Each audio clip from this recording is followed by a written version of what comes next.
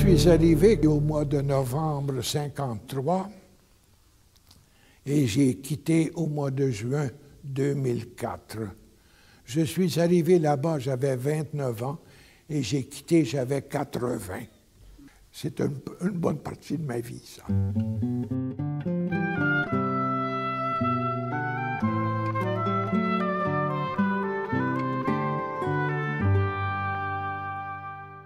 Le séminaire de Fukuoka. Eh bien, les premiers sulpiciens canadiens qui sont arrivés à Fukuoka, c'était en octobre 1933. C'était Paul-Émile Léger, qui avait 4 ans d'ordination, il avait 29 ans, accompagné d'un prêtre plus âgé qui s'appelait Charles Prévost, qui était professeur, qui était en discipline au Collège de Montréal. On demandait à Léger de se préparer à connaître la langue et la mentalité japonaise en vue de fonder un jour, quand ce sera possible, un grand séminaire pour les prêtres du sud du Japon. Alors, M. Léger est revenu au Canada en 1939, au mois d'avril, donc avant la guerre, parce qu'on voulait le nommer supérieur de la solitude. Et le séminaire semblait commencer à s'organiser avec une section de philosophie. Et à cette époque-là, Monseigneur le Père Léger revient ici. Eh bien, c'est en 1939, la guerre va éclater. On a 4 confrères canadiens. Le Père Prévost demeuré là, le Père Prévost, Trudel, Robillard et Aubry. Ils seront internés durant toute la période de la guerre, donc de 41, décembre 41 avec Pearl Harbor, jusqu'à la fin de la guerre. Ils sont revenus au Canada en 1945, l'automne 1945, un peu de repos. Ils sont retournés au Japon. Et le grand séminaire de Fukuoka est officiellement ouvert au mois d'avril 1948. Alors moi, on m'a demandé d'étudier l'Écriture sainte à Rome. On avait ici déjà toutes les études de théologie jusqu'aux examens aux examens du doctorat en théologie. Et là-bas, il s'agissait de prendre ce qu'on appelle les licences en Écriture sainte. C'est fait à l'Institut biblique de Rome, qui est la seule maison dans le monde entier, dans l'Église, et qui va former des professeurs d'Écriture sainte dans les séminaires. Je suis arrivé au mois de novembre 1953 à Fukuoka. À ce moment-là, on m'a demandé immédiatement de faire du travail. J'avais des diacres, 6 diacres. Il s'agissait de faire les repasses en théologie avec eux, n'est-ce pas, avant leur ordination. Ces 6 élèves étaient tous des vétérans de la guerre japonaise. Ils avaient des santé complètement ruinées. Et moi, je leur expliquais en latin. Et eux, ils supposaient comprendre le latin. Mais ils ont toujours été reconnaissants, m'ont toujours exprimé leur reconnaissance pour ce que je leur ai dit, mais je ne suis pas tout sûr s'ils m'ont vraiment compris. Quand je suis arrivé au Japon, la Bible n'était pas encore traduite en japonais. Chez les catholiques, on ne connaissait pas l'Ancien Testament, cette partie importante de la Bible.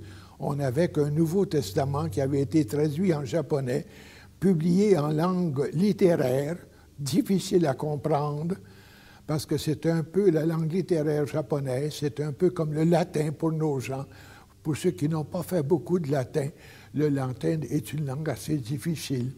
Là, à partir de 1957, eh bien, j'enseignais l'Ancien Testament. Or, mes élèves n'avaient jamais vu qu'est-ce que c'était que un livre. La Bible comprend 2 parties, Ancien et Nouveau Testament. Eh bien, ils n'avaient jamais vu un Ancien Testament. On n'avait jamais vu une Bible complète. On avait bien des Bibles protestantes, mais à cette époque-là, avant Vatican II, la traduction protestante de la Bible était à l'index, interdite à l'usage chez les catholiques.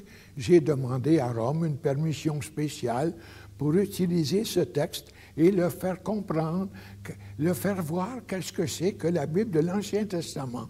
C'est toujours les problèmes de terminologie, c'est-à-dire tous ces termes que l'on a depuis toujours en Occident.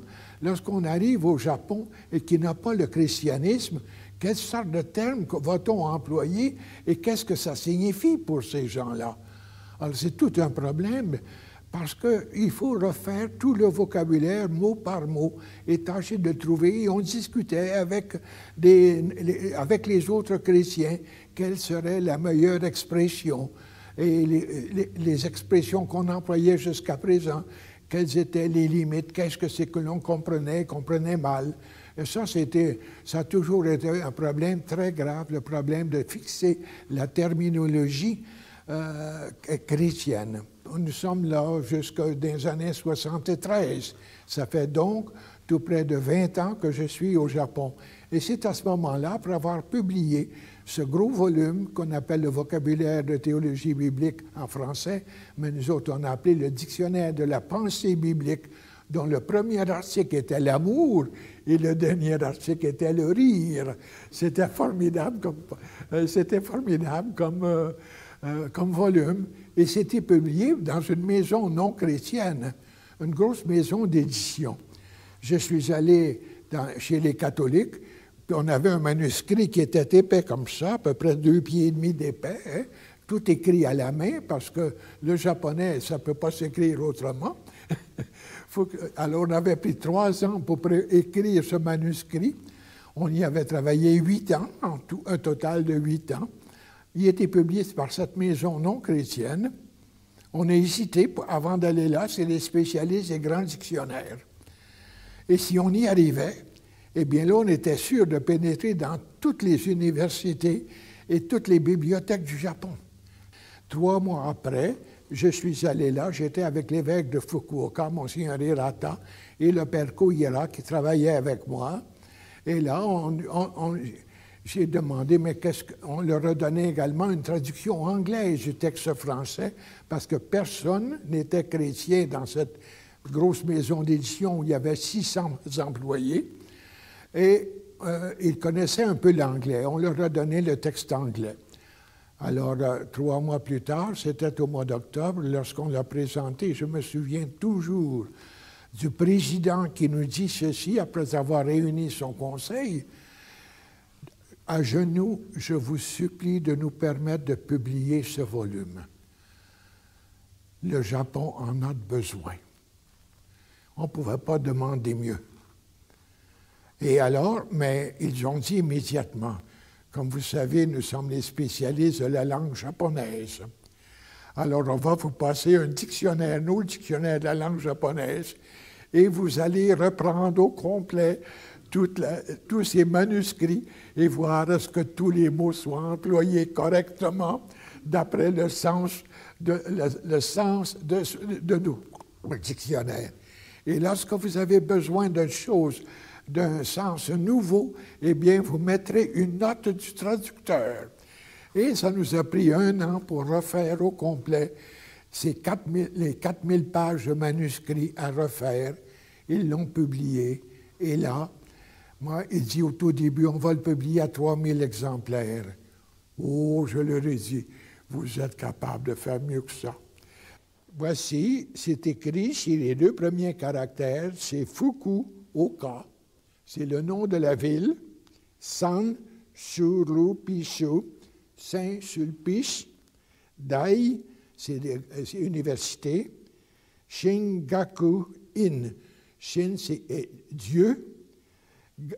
Dieu, étude, centre. Hajime kotoba ga atta. Kotoba wa kami to tomo ni atta. Kotoba wa kami de atta. この言葉ははじめに神と共にあった。万物は言葉によってなった。なったもので言葉によらずになったものは何一つもなかった。Kotoba no uchi ni inochi ga atta. Inochi wa ningen o terasu hikari de atta. Hikari wa kurayami no naka de kagayaete iru. Kurayami wa hikari o rikai shinakatta. Et c'est à la fin que vous avez la liste de tous ces 260 prêtres qui ont été formés là. Moi, j'en ai donc eu à peu près 200, un peu plus de 200 de ces gens-là ont été formés. J'ai enseigné à plus de 200 prêtres. Quand je suis arrivé au Japon, dans ce secteur-là, il y avait au maximum 35 à 40 prêtres japonais. Et quand j'ai quitté, ils étaient 250, plus 280. Il n'y avait que 2 diocèses. Maintenant, il y en a 5 diocèses. Et parmi mes élèves, évidemment, parce que j'ai enseigné pendant 50 ans, il y a très peu de gens qui ont eu le privilège d'enseigner aussi longtemps, ce qui nous donne des avantages. Alors, j'ai fêté le 50e d'ordination de mes premiers élèves avant de quitter le Japon. Et ils étaient très contents parce que j'étais le seul qui demeurait de cette époque-là. Et ensuite, parmi ces élèves que j'ai eus, eh bien, tout le sud du Japon, ça veut dire que au 95% au moins des prêtres du sud du Japon ont été mes élèves. Et les évêques du sud du Japon ont tous été mes élèves.